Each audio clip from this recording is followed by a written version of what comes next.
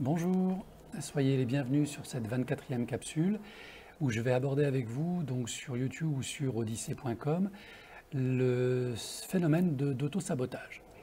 Donc ce phénomène d'auto-sabotage est un phénomène assez connu qui va toucher les personnes qui ont des soucis au niveau de l'estime de soi ou de la confiance en soi ou qui subissent le syndrome de l'imposteur. Je vous invite donc à aller revisionner ou visionner ces 3 capsules précédentes qui vont vous donner l'architecture de ce que je vais vous dire maintenant.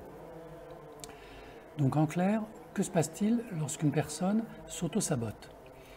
Le principe est assez simple. La personne qui va s'auto-saboter va en fait avoir une croyance, des peurs, des doutes, de la culpabilité qui consiste à dire « je ne mérite pas de réussir, je n'ai pas le droit de réussir ». Soit parce que dans ma famille on ne réussit pas, ou on échoue en tout cas, soit parce que je risque d'être supérieur à mes parents, mes frères et sœurs, soit parce que j'ai peur du regard des autres et donc j'ai peur que cela crée une forme de rejet, une forme d'abandon et surtout une perte d'amour. Donc en général, la personne qui s'auto-sabote, c'est une personne qui ne veut pas s'autoriser à briller aux yeux des autres par peur qu'elle soit taxée de vaniteuse, d'orgueilleuse, par peur d'être jugée. Et donc cela crée effectivement ces phénomènes que l'on connaît, la procrastination par exemple, cette façon de faire qui consiste à ne jamais faire ce que l'on a à faire, ou en tout cas dans les temps, le syndrome du travail ou de la tâche non terminée. On commence des choses, des projets, mais on ne va jamais au bout.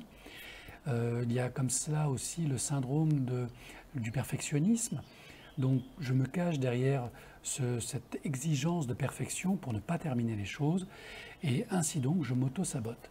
Il faut bien comprendre qu'au départ, la personne est très motivée, sincère, a beaucoup d'énergie et souhaite réellement aller au bout de son projet. Mais à un moment donné, un moment stratégique, le moment peut-être où la victoire est à portée de main, eh bien il y a ce mécanisme de frein, d'autoblocage qui fait qu'elle s'auto-sabote, qu'elle ne s'estime pas digne et elle arrête tout le processus, voire elle le détruit. C'est quelque chose d'assez étonnant de voir comment quelqu'un a pu passer des mois, des années, voire toute une vie à construire quelque chose et à le détruire de manière systématique parce qu'elle estime que cette chose qu'elle a créée n'est pas légitime, que c'est faux, que ce n'est pas sincère, que c'est le fruit de tricherie, de mensonges, de manipulation, de spoliation. Et c'est une façon de se punir. Alors bien sûr, il faut rechercher dans l'enfance cette faculté que l'on a parfois à s'auto-saboter, à s'auto-punir, et cette peur que l'on a de briller, d'être enfin dans la réussite, et peut-être d'accéder à ce fameux bonheur. Alors c'est un mécanisme, c'est une croyance, c'est un programme qui peut être désamorcé par la psychanalyse, bien sûr, par l'hypnose, par la thérapie, la PNL. Il y a bien plein d'autres techniques qui permettent d'y arriver. La PNL, bien sûr, le recadrage, le travail sur les fausses croyances ou les croyances limitantes. Tout ça, c'est intéressant, mais la première vraie étape, c'est déjà de se rendre compte par soi-même que l'on a une certaine tendance à s'auto-saboter, à ne pas finir les choses, à se minorer, à ne pas s'estimer légitime, à réussir quelque chose et à être brillant. Si vous prenez conscience de cela, c'est peut-être le moment de vous réformer, de vous donner un challenge, de vous poser un défi qui consisterait par exemple à terminer une tâche, à terminer un projet, à aller au bout de quelque chose au moins une fois. Et le faisant, vous rendre compte que tout va bien, que vous n'êtes pas jugé et que cela a nourri votre estime de vous-même et peut-être mis un peu de carburant dans votre confiance en vous. Et ce faisant, objectif après objectif, vous rendre compte que vous êtes tout à fait capable et légitime d'aboutir, de réussir et d'être heureux, tout simplement. Donc prenez le temps de vous poser, de définir un objectif simple, de le réaliser et de ne rien lâcher jusqu'à ce que vous l'atteigniez. Présentez-le aux autres si vous le souhaitez ou ne le présentez pas, ça n'a aucune espèce d'importance. Au moins, vous saurez que vous y êtes arrivé. Et par ces petites gratifications, jour après jour, vous finirez par cesser de vous saboter.